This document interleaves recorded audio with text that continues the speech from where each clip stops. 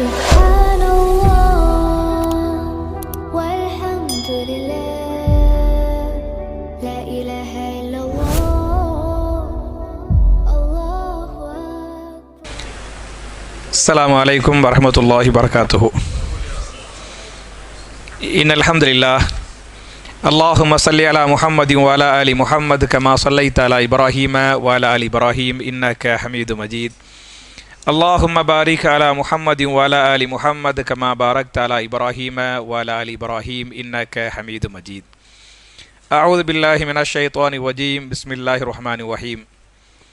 يا أيها الذين آمنوا كتب عليكم الصيام كما كتب على الذين من قبلكم لعلكم تتقون. قال رسول الله صلى الله عليه وسلم سجد وجهي للذي خلقه وشق سمعه وبصره بحوله وقوته. رواه الترمذي. கண்ணியத்திற்குரிய சகோதர சகோதரிகளே, புனிதமான ரமலான் மாதத்தில் தராவிஹ் தொழுகையை முடித்துவிட்டு மார்க்கத்தின் சில செய்திகளை கேட்டு அதன் பிரகாரம் அமல் செய்வதற்காக நாம் எல்லாம் இங்கே ஒன்று இருக்கிறோம்.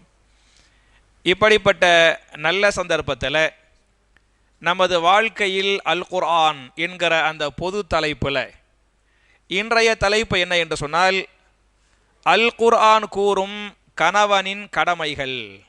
புரியுச்சா? நம்ம நேற்றுலாம் கல்யாணம் முடிச்சிட்டோம், அப்படி தானே? எப்படி கல்யாணம் முடிக்கணும், என்னென்ன அந்த சட்டதிட்டங்கள் அப்படிங்கிற செய்தியை நம்ம நேற்று பார்த்தாச்சு. இன்னைக்கு கல்யாணம் முடித்த பிறகு கணவன் மனைவிக்கு செய்ய வேண்டிய கடமைகள் இருக்கா இல்லையா? இந்த கடமைகளை அல்லாஹ் என்ன சொல்கிறான், ரசூல் ஸல்லல்லாஹு அலைஹி வஸல்லம் என்ன சொன்னாங்க அப்படிங்கிறத இன்னைக்கு இன்ஷா அல்லாஹ் சுருக்கமாக பார்க்கலாம்.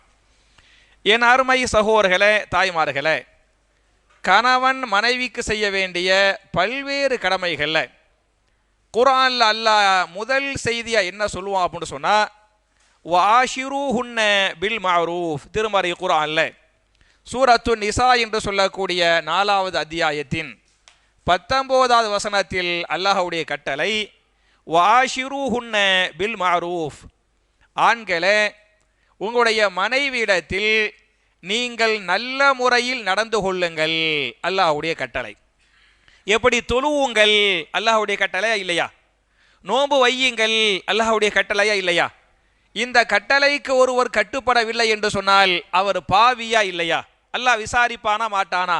அது மாதிரி அல்லாஹ்வுடைய கட்டளை, உங்களுடைய மனைவிடத்தில் நீங்கள் நல்ல முறையில் வாழுங்கள், நல்ல முறையில் நடந்து கொள்ளுங்கள் அப்படிங்கிறதும் அல்லாஹ்வுடைய கட்டளை. இந்த ஆயத்துக்கு வாஷிரூஹுன்ன பில் மஅரூஃப், உங்களுடைய மனைவிடத்தில் நல்ல முறையில் நடந்து கொள்ளுங்கள் அப்படிங்கிற இந்த ஆயத்துக்கு இமாம் இப்னு கஸீர் ரஹ்மத்துல்லாஹி அலைஹி தஃப்சீர் பண்ணுறாங்க. ரசூலுல்லாஹி ஸல்லல்லாஹு அலைஹி வஸல்லம் மனைவிமார்களிடத்தில் எப்போ நடந்து கொள்வார்கள் என்று சொன்னால், சிரித்த முகத்தோடு பேசுவார்கள், சிரித்த முகத்தோடு நடந்து கொள்வார்கள். கடுகடுன்னு இல்லாமல் என்ன பண்ணுவாங்க, சிரித்த முகத்தோடு இருப்பாங்க. நம்மள பல பேரை பார்த்தீங்களாக்க வெளியே வந்தால் மாஷா அல்லா தபாரக்கல்லா சிரிச்ச முகத்தோடு வெளி உலகத்துக்கு இருப்பாங்க. வீட்டுக்குள்ளே போயிட்டோமாக்க எல்லா கோவத்தையும் யார்கிட்ட காட்டுவாங்க, மனைவிட்ட கடுகடுப்பாக காட்டுவாங்க. அப்போ ரசூலுல்லாஹி ஸல்லல்லாஹு அலைஹி வஸல்லம் சிரிச்ச முகத்தோடு மனைவியிடத்தில் நடந்து கொண்டார்கள் அப்படிங்கிறது முதல் தஃப்சீரா பதிவு பண்ணுறாங்க. ரெண்டாவது சொல்கிறாங்க, ரசூல் ஸல்லல்லாஹு அலைஹி வஸல்லம் மனைவிட்ட மென்மையாக நடந்து கொள்வார்கள். இந்த ஆயத்துக்கு தஃப்சீர் பண்ணுறாங்க, மென்மையாக நடந்து கொள்வார்கள், கடுமை காட்ட மாட்டாங்க அப்படின்னு ரெண்டாவது சொல்கிறாங்க. மூணாவது சொல்கிறாங்க, மனைவி மக்களுக்கு செலவு செய்யணுமா இல்லையா, யூஸஅஹும் நஃபகதஹு, அவர்களுக்கு செய்யக்கூடிய செலவை தாராளமாக செய்வார்கள். அவங்களுடைய சக்திக்கு உட்பட்டு மனைவி மக்களுக்கு செய்யக்கூடிய செலவுகளில் என்ன பண்ண மாட்டாங்க, கஞ்சனா இருக்க மாட்டாங்க. கஞ்சத்தனம் காட்டாம தன்னால் முடிந்த அளவுக்கு மனைவி மக்களுக்கு தாராளமாக செலவு செய்வார்கள். இது மூணாவது பண்பா பதிவு பண்றாங்க. நாலாவது சொல்றாங்க, யுலாஹிகு நிசாஹு, தன்னுடைய மனைவிமார்களை சிரிக்க வைப்பார்கள். அவங்களும் சிரிச்ச முகத்தோடு பேசுவாங்க, பழகுவாங்க. அப்பப்ப ஜாலியா பேசி ஜோக்கா பேசி மனைவி என்ன செய்வாங்க, சிரிக்க வைப்பார்கள். இது நாலாவது பண்பா பதிவு பண்றாங்க. அஞ்சாவது பண்பு என்ன என்று சொன்னால், யஅகுலு மஅஹுன்ன, அவர்களோடு சேர்ந்து சாப்பிடுவார்கள். தனியா சாப்பிடாம என்ன செய்வாங்க? மனைவியர்களோடு சேர்ந்து சாப்பிடுவார்கள். 5வது பண்பா சொல்றாங்க. 6வது பண்பா சொல்றாங்க, அல் கலாமு கபுல நௌம், தூங்குறதுக்கு முன்னால மனைவிட்ட உட்கார்ந்து என்ன செய்வாங்க? பேசிக்கொண்டிருப்பார்கள். இத ரசூலுல்லாஹ்வுடைய மனைவிகள் சொல்றாங்க, யூஸாஹும், அந்த ரசூலுல்லா எங்கள்கிட்ட பேசுவாங்கல்ல, அது எங்களுடைய மனதுக்கு ரொம்ப ஒரு நிம்மதியை தரும், ரொம்ப ஒரு ஆறுதல் சந்தோஷத்தை தரும் அப்படிலாம் சொல்லக்கூடிய செய்திகளை இமாம் இப்னு கதீர் பதிவு பண்றாங்களே. அப்ப மனைவிமார்களிடத்தில் நல்ல முறை நடந்து கொள்ளுங்கள் அல்லாஹ் சொல்றான் பத்தியலா. அதுல முதல்ல சிரிச்ச முகத்தோ நடக்கிறது, அப்படிதானே? 2வது என்ன? மென்மையாக நடந்து கொள்வது. 3வது என்ன? தாராளமாக செலவு விஷயத்தில் கஞ்சத்தனம் காட்டாமல் சக்திக்கு உட்பட்டு தாராளமாக நடந்து கொள்வது. 4வது என்ன? அவர்களை சிரிக்க வைப்பது. 5வது என்ன? அவங்களோடு சேர்ந்து சாப்பிடுறது. 6வது என்ன? அவங்களோட உட்கார்ந்து பேசிக்கிட்டு இருக்கிறது, பேசுறதுக்கு நேரத்தை ஒதுக்குறது. எப்ப பார்த்தாலும் பிஸி, புரிஞ்சா? வியாபாரம், விவசாயம், குடுக்கல் வாங்கல், ஆபீஸ் வேலை அப்படின்னு போயிட்டு வீட்டுக்கு வந்த உடனேயும் மனைவிட்ட உட்கார்ந்து பேசாம என்ன தெரியுமா செய்வாங்க? செல்போனை கையில தூக்கிடுவாங்க. புரிஞ்சா? அது என்னமோ அது மனைவிங்கிற மாதிரி. மனைவி இருப்பாங்க, மனைவி 1000 சொல்லணும், நம்ம மனைவிட்ட 1000 கேட்கணும். அதையெல்லாம் விட்டு செல்போனை கையில தூக்குறோம் பாருங்க, அதெல்லாம் தப்பு. ரசூல் ஸல்லல்லாஹு அலைஹி அவங்க ஒரு நாட்டுடைய அதிபராக இருந்தாங்க, அல்லாஹ்வுடைய ரசூல். மட்டுமல்லாமல் நாட்டுக்கு என்ன அதிபராக இருந்தாங்க. நம்மளை விட ஆயிரக்கணக்கான வேலை அவங்களுக்கு ஜாஸ்தியா இருந்துச்சு. ஆனாலும் உட்கார்ந்து மனைவிட்டு என்ன பண்ணாங்க? பேசி கொண்டிருந்தார்கள். அது மனைவிமார்களுக்கு ஆறுதலை சந்தோஷத்தை கொடுத்துச்சு அப்படின்னு இருக்குது. இதுகளெல்லாம் முக்கியமான செய்தி. அதே மாதிரி பார்த்தீங்களாக்க இமாம் புகாரி தங்களுடைய சஹீஹுல் புகாரில 5186வது ஹதீஸாக இந்த ஹதீஸை பதிவு பண்றாங்க. ஒரு நாள் ரசூலுல்லாஹி ஸல்லல்லாஹு அலைஹி வஸல்லம் சஹாபாக்களை ஒன்று கூட்டினார்கள். ஒன்று கூட்டி சொன்னார்கள், என் அருமை சஹாபாக்களே, ஃபஸ்தௌசு, நான் உங்கள் எல்லோருக்கும் வசியத்து பண்ணுகிறேன். ரசூலுல்லாஹ்வுடைய வசியத், முக்கியமான உபதேசம். நான் உங்களுக்கெல்லாம் வசியத்து பண்றேன். என்ன வசியத்து என்று சொன்னால், பின்னிசாஇ ஹைரா, உங்களுடைய மனைவிடத்தில் நீங்கள் ஹைராக நடந்து கொள்ளுங்கள், சிறப்பாக நடந்து கொள்ளுங்கள் என்பது நான் உங்களுக்கு சொல்லக்கூடிய வசியத்தாக இருக்கிறது என்று இந்த ஹதீஸ் பேசுகிறது.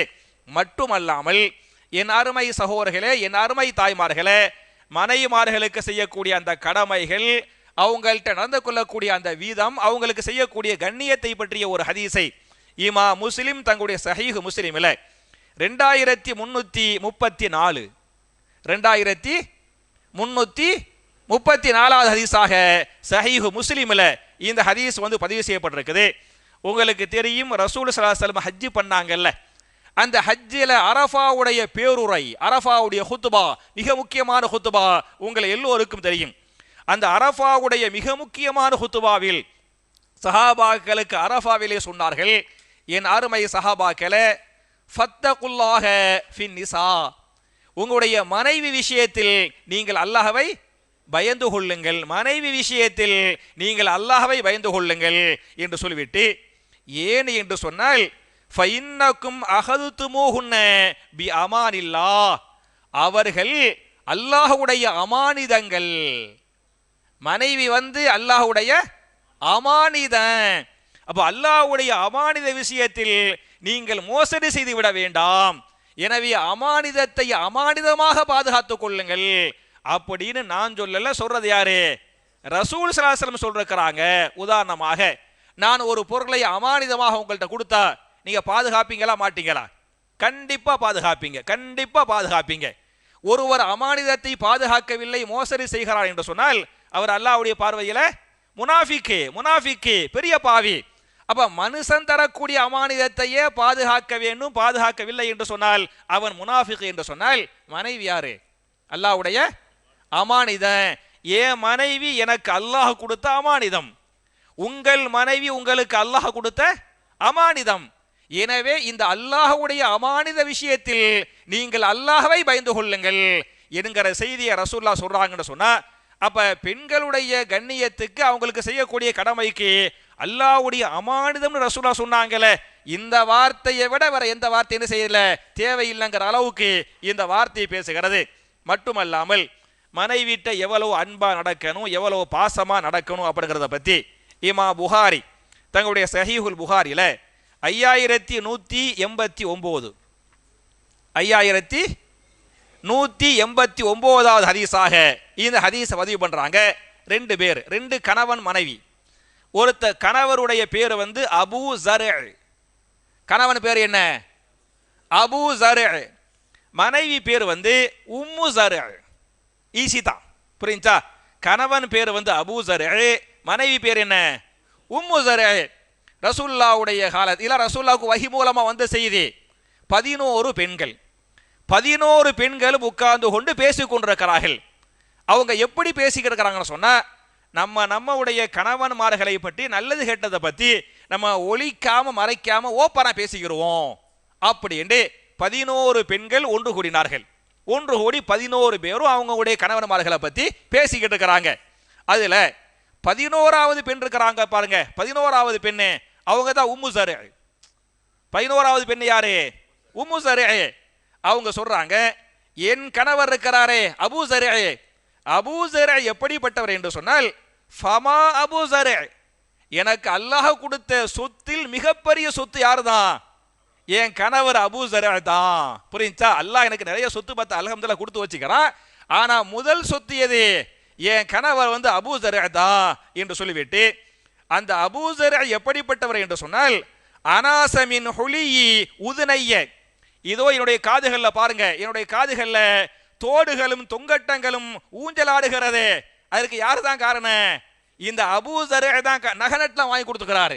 இந்த நகநட்டை எல்லாம் எனக்கு வந்து அபூ ஸர் தான் வாங்கி கொடுத்தாரு என்று 2வது சொல்றாங்க. 3வது சொல்றாங்க, வ மல மின் ஷஹமின், என் கணவர் அபூ ஸர் எனக்கு ஊட்டி விடுவார். என்ன செய்வாரு? நம்மளும் ஊட்டி விட்டுருப்போம். எப்ப? 50 வருஷத்துக்கு முன்னால, 40 வருஷத்துக்கு முன்னால புது மாப்புல புது பொண்ணா இருந்தமே அப்ப ஊட்டிட்டு இருப்போம். ஆனா இவங்க சொல்றாங்க, அப்ப ஆரம்பிச்சது இப்ப வரையில் என்ன செய்யுது?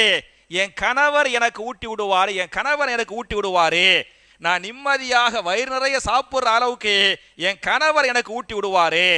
மட்டுமல்லாமல் என் கணவருடைய செயல்பாடுகள் என்னுடைய உள்ளத்தை குளிர வைக்கும், என் உள்ளத்தை சந்தோஷப்படுத்தும். அவருடைய ஒவ்வொரு பேச்சு, ஒவ்வொரு செயல்பாடுகள், அவருடைய பார்வை அம்புட்டும் என் உள்ளத்தை என்ன செய்யும்? சந்தோஷப்படுத்தும்.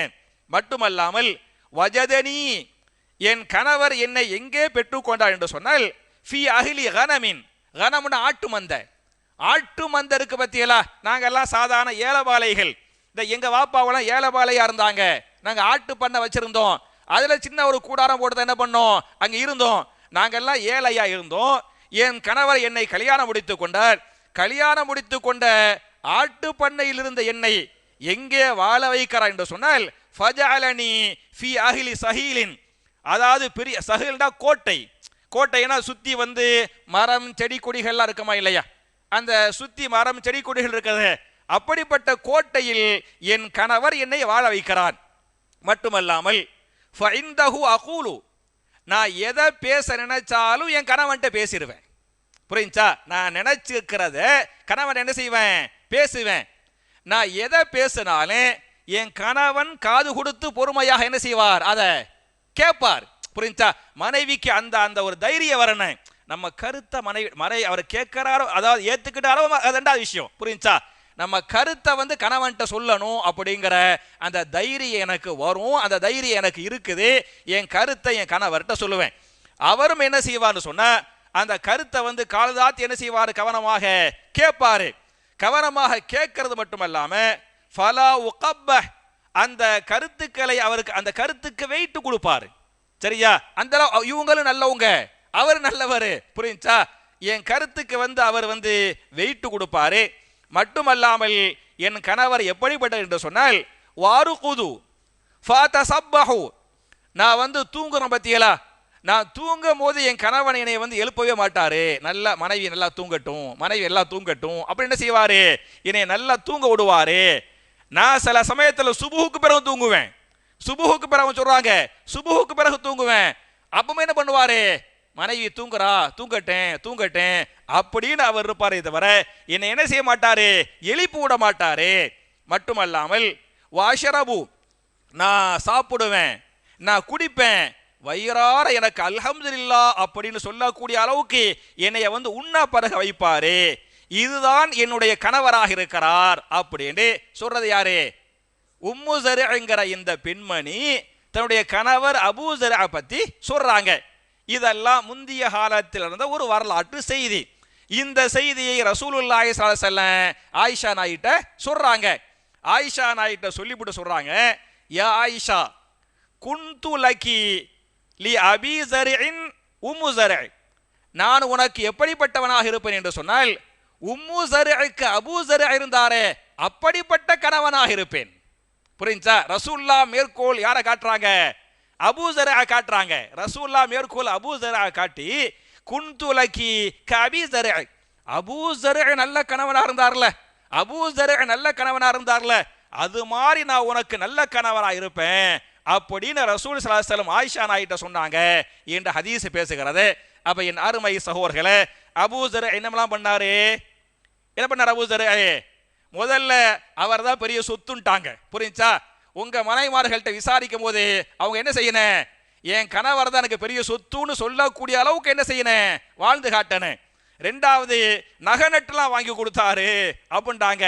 அப்ப உங்க சக்தி கூட்டுப்பட்டு என்ன செய்யணும்? அவங்களுக்கு நகை நட்டு வாங்கி கொடுக்கணும். மூணாவது வயிறார சாப்பிட வச்சாரு, ஊட்டி விட்டாரு அப்படிங்கிறாங்க. நம்ம என்ன செய்யணும்?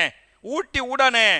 நாலாவது அவருடைய ஒவ்வொரு செயல்பாடுகளும் என் மனசுக்கு நிம்மதியை தரும், சந்தோஷத்தை தரும், அமைதியை தரும் அப்படிங்கிறாங்க. அது மாதிரி நம்ம வேலையை பார்க்கணும். அதே மாதிரி பார்த்தீங்களாக்க நீங்க கொஞ்சம் பணக்காரவங்களாக இருக்கலாம், அவங்க அம்மா பாப்பா ஏழை எளிய இருக்கலாம், கல்யாணம் முடிச்சு வந்திருப்பாங்க. அப்ப நீங்க பணக்காரவங்க, அவங்க ஏழைங்கிறனால அந்த பழசையெல்லாம் சொல்லி ஹில்லி குத்தி காட்டி அந்த மாதிரிலாம் இல்லாம அவங்கள கண்ணியத்தோடு எப்படி இந்த அபூ ஸர்அ கோட்டையில் வச்ச பண்ணை வீடு, அந்த பண்ணை வீட்டை தான் அப்படி சொல்லுவாங்க. பண்ணை வீட்டில் உங்களுக்கு அல்லாஹ் பண்ணை வீட்டை தந்தா, அது இருக்கிற வீட்டில் என்ன செய்யணும்? பண்ணை வீடு மாதிரி மனசுல அவங்கள வச்சுக்கிறனே. அதே மாதிரி மனைவி தூங்குறாங்கன்னு சொன்னா என்ன செய்யணும்? மனைவிய தூங்க விடணும். மனைவியை தூங்க விடுங்க. அதுக்கு மேல பாத்தியலாக்க வயிறார சாப்பாடு என்னென்ன உதவிகள் அம்புட்டு பண்ணுங்க அப்படின்னு ரசூலுல்லாஹ் சொல்லிவிட்டு அபூ ஸர்அ மாதிரி நான் இருப்பேன். ரசூலுல்லாஹ் மேற்கோள் யாரை காட்டுறாங்க? ஆயிஷாவே அபூ ஸர்அ மாதிரி நான் இருப்பேன் அப்படின்னு சொன்னாங்கன்னு சொன்னா, அப்ப இன்ஷா அல்லாஹ் நம்மள யாரு மாதிரி இருக்கணும்? அபூ ஸர்அ போன்று ரசூல் ஸல்லல்லாஹு போன்று வாழணுங்கிறதுக்கு இந்த ஹதீஸ் அழகான ஆதாரம். இதுதான் மனைவிட்ட நல்லா நடந்துக்கிறங்க அப்படிங்கிறது முதல் முக்கியமான செய்தி. ரெண்டாவது பாத்தியலாக்க பொருளாதார விஷயத்துல அவங்களுக்கு செய்ய வேண்டிய எல்லா கடமைகளையும் செய்யணும். புரிஞ்சா? என்னென்ன கடமை? இந்த அபூ ஸர்அ வச்சுக்கிறீங்களேன், அவர் என்ன வாங்கி கொடுத்தாரு? நகை நட்டு வாங்கி கொடுத்தாரு. இருக்கா இல்லையா? உங்களுக்கு அல்லாஹ் தஆலா பரக்கத்தை கொடுத்துக்கிறானா இல்லையா? கொடுத்துக்கிறான். அதனால அவங்களுக்கு நகை பெண்கள் அதை எதிர்பார்ப்பாங்க, ஆசைப்படுவாங்க, வாங்கி கொடுத்தா சந்தோஷப்படுவாங்க. அது மாதிரி முடிஞ்ச சக்திக்கு உட்பட்டு நகை நட்டு வாங்கி கொடுக்கணும். அதே மாதிரி செலவுகள் விஷயத்தில் என்ன காட்டக்கூடாது? கஞ்சத்தனம் காட்டக்கூடாது. உங்களுக்குடைய பரக்கத்தை அவங்கள்ட்ட காட்டக்கூடிய அளவுக்கு நீங்க செலவு செய்யணும். இதெல்லாம் நம்ம மேல இன்ஷா அல்லாஹ் என்ன கடமை என்பதை புரிந்து கொள்ள வேண்டும். அப்புறம் நீங்க பாத்தீங்களாக்க இது செய்ய வேண்டியது. செய்யக்கூடாத மிக முக்கியமான விஷயம் என்ன என்று சொன்னால் ஒப்பீடு என்பது கூடாது. என்ன ஒப்பீடு கூடாது? நான் ஏற்கனவே ஒரு 2-3 நாளைக்கு முன்னால சொன்னேன். உதாரணமா கல்யாணம் முடிச்சுட்டாங்க, கணவர் வஃபாத் ஆயிட்டாரு அல்லது மனைவி வஃபாத் ஆயிட்டாங்க, இவங்க ஜோடி இல்லாம இருக்கிறாங்க. குடும்பத்துடைய பெரியவங்க வேலை என்ன? அவங்களுக்கு மறுமணம் பண்ணி வைப்பது குடும்பத்தாருடைய பெரியவங்களுடைய வேலை. அது மார்க்கம், அது சுன்னா. புரிஞ்சா? சஹாபாக்கள் எல்லாம் வஃபாத் ஆகிடுவாங்க, ஷஹீதாக்கப்பட்டுருவாங்க. இப்போ வஃபாத் ஆகிட்டா ஷஹீதாக்கப்பட்டா இன்னொரு கல்யாணம் முடிச்சு வைப்பாங்க. நிறைய ஹதீஸ் வருது. சின்ன உதாரணம் உங்களுக்கு நான் ஞாபகம் ஊட்டுறேன். அஸ்மா பின்த் உமைஸ் ரலியல்லாஹு அன்ஹா, சஹாபி பேர் என்ன? அஸ்மா பின்த் உமைஸ் ரலியல்லாஹு அன்ஹா. இவங்க யாருடைய மனைவி?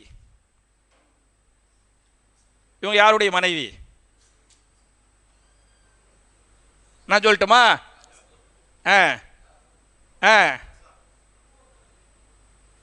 சரி, இவங்க யாருடைய மனைவி என்று சொன்னால் சொல்ல போறல்ல, சரியா? இவங்களுடைய யாருடைய மனைவி என்று சொன்னால் ஜாஃபர் பின் அபி தாலிப் ரலியல்லாஹு அன்ஹு. யாருடைய மனைவி? ஜாஃபர் பின் அபி தாலிபுடைய மனைவி தான் அஸ்மா பின்த் உமைஸ் ரலியல்லாஹு அன்ஹா. புரிஞ்சா? ஜாஃபர் பின் அபி தாலிப் ரலியல்லாஹு அன்ஹு ஹிஜ்ரி 8வது வருஷம் மூத்தாங்கிற போர்ல ஷஹீதாக்கப்பட்டாங்க. அப்ப இவங்களுக்கு வாழ்க்கை துணை இல்லையா? வாழ்க்கை துணை இல்லைன்ற உடனேயுமே இந்த அஸ்மா பின்த் உமைஸ் ரலியல்லாஹு அன்ஹா 2வது கல்யாணம் முடிக்கிறாங்க. யாரை முடிச்சாங்கன்னு சொன்னா, யாரை முடிச்சாங்க? அபூபக்கர் சித்திக் ரலியல்லாஹு அன்ஹு. அவங்கள 2வது கல்யாணம் முடிச்சுக்கிட்டாங்க ஹிஜ்ரி 8ல. புரிஞ்சா? அபூபக்கர் சித்திக் ரலியல்லாஹு அன்ஹு ஹிஜ்ரி 13ல் வஃபாத் ஆகி விட்டார்கள். 5 வருஷ வாழ்க்கை தான் அவங்களோட. எத்தனை வருஷ வாழ்க்கை? 5 வருஷ வாழ்க்கை. ஹிஜ்ரி 13ல மூத்தா போயிட்டாங்க. அப்புறம் மறுபடியும் மாப்பிள்ளை இல்லை, ஜோடி இல்லை. புரிஞ்சா? 3வது கல்யாணம் முடிக்கிறாங்க. 3வது கல்யாணம் யாரை முடிக்கிறாங்கன்னு சொன்னா அலி பின் அபி தாலிப் ரலியல்லாஹு அன்ஹு. சரியா? தன்னுடைய மாப்பிள்ளையுடைய அண்ணன் ஜாஃபர் இருந்தார்ல, ஜாஃபருடைய அண்ணன் யாரு? அலி பின் அபி தாலிப் ரலியல்லாஹு அன்ஹு. மாப்பிள்ளைக்கு அண்ணன் இருந்தார்ல, அவர் என்ன பண்ணாங்க? முடிச்சுக்கிட்டாங்க. அவரோடு மாஷா அல்லாஹ் தபாரக்கல்லாஹ் அலி ரலியல்லாஹு அன்ஹு 13ல கல்யாணம் முடிக்கிறாங்க. அலி ரலியல்லாஹு அன்ஹு ஹிஜ்ரி 40ல மூத்தா போனாங்க. அத்தனை வருஷமா வாழ்ந்தாங்க. அப்படிலாம் ஹதீஸ் இருக்குது. எதுக்கு சொல்ல வரேன்னு சொன்னா, ஒருத்தர் கணவன் வஃபாத் ஆகிவிட்டால் அந்த பெண் இன்னொரு கல்யாணம் முடிச்சுக்கிறானே. மனைவி கல்யாணம் மூத்தா போயிட்டா என்ன செய்யணும்? மூத்தா போயிட்டாலோ தலா கூட்டுட்டாலோ, சரியா? இந்த வாழ்க்கை துணை இல்லை என்று சொன்னால் மறுமணம் பண்றதை மார்க்க வலியுறுத்துது என்பது புரிஞ்சுக்கிறங்க. இப்படி இந்த மாதிரி மறுமணம் முடிச்சிருப்பாங்கல்ல, மாப்பிள்ளை மூத்தா போய் அந்த பெண்ணு இன்னொருத்தர கல்யாணம் முடிச்சிருப்பாங்க. அவருக்கு ஆல்ரெடி ஒரு கல்யாணம் முடிச்சு மாப்பிள்ளை என்னவா இருப்பாரு? மாப்பிள்ளை அவருக்கு மூத்தா போயிருப்பாரு. அப்ப இவங்க 2 பேரும் முடிச்சுதாங்கல்ல, 2 பேருக்கு 2வது கல்யாணம், 2 பேருக்கு என்ன? 2வது கல்யாணம். இந்த மாதிரி முடிச்சிருப்பாங்க. இந்த மாதிரி முடித்தவர்களாக இருந்தாலும் சரி, அல்லது முதல் கல்யாணம் முதல் மாப்பிள்ளை முதல் பொண்ணாக இருந்தாலும் சரி, கணவனை யாரோடும் ஒப்பிட்டு பேசக்கூடாது. புரிஞ்சா? குறிப்பாக அந்த ஒப்பீடு எப்ப வரும் என்று சொன்னால், யார்கிட்ட ஒப்பீடு வரேன்? இந்த 2வதா முடிக்கிறாங்கல்ல அவங்க தான் என்ன பண்ணுவாங்கன்னு சொன்னா, அந்த மாப்பிள்ளை இல்ல என்னத்த இருந்தாலும் அவ மாதிரி வராது. புரிஞ்சா? அப்படின்றவாரு. உங்களுக்கு ஏதாவது வச்சுச்சாக்கு மனசுல வச்சுக்கிறதுமே தவிர என்ன பண்ணக்கூடாது? வாய் விட்டு அந்த ஒப்பீடை கணவனும் சொல்லக்கூடாது, மனைவியும் சொல்லக்கூடாது. புரிஞ்சா? இந்த ஒப்பீடு என்பது பெரிய பிரச்சனைக்கு காரணமா இருக்கும், பெரிய சண்டைக்கு காரணமா இருக்கும். இன்னும் சொல்ல போனா நபிகள் நாயகம் ஸல்லல்லாஹு அலைஹி வஸல்லம் ஒப்பிட்டு பேசவே இல்லை. ஆனாலும் ஒரு பிரச்சனை வருகிறது. ஒப்பிட்டு பேசாம பிரச்சனை வந்துச்சு. புரிஞ்சா? உதாரணமா ஒரு ஹதீஸையுமா புகாரி தன்னுடைய சஹீஹுல் புகாரியின் 5229வது ஹதீஸாக 5229வது ஹதீஸாக. இன்னைக்கு எல்லாம் தூக்கம் வருதோ? கொஞ்சம் சில பேர் மஸ்தா உட்காந்துக்கிறீங்கள. புரிஞ்சா? தூக்கம் வர்றவங்க கொஞ்சம் எந்திரிச்சு போய் ஒழுகில் செஞ்சுட்டு வாங்க. ஏன்னா நீங்கள் தூங்குறது என் மூளையை அமுக்குது. புரியுதா? ஹயர். அப்ப 5229வது ஹதீஸ் அதுல சொல்றாங்க, ரசூல் ஸல்லல்லாஹு அலைஹி வஸல்லம் யாரையும் யாரோடும் ஒப்பிட மாட்டாங்க. அப்படித்தானே? ஹதீஜா நாயகி மௌத்தா போன பிறகுதான் ரசூல்லா மத்த மனைவிகளை கல்யாணம் முடிச்சாங்க. ஆயிஷா நாயகி எப்ப கல்யாணம் முடிச்சாங்கன்னு சொன்னா, ஹதீஜா நாயகி மௌத்தா போய் 3 வருஷம் கழிச்சு. ஹதீஜா நாயகி மௌத்தா போய் 3 வருஷம் கழிச்சு தான் என்ன பண்ணாங்க? ஆயிஷா நாயகி கல்யாணம் முடிச்சாங்க.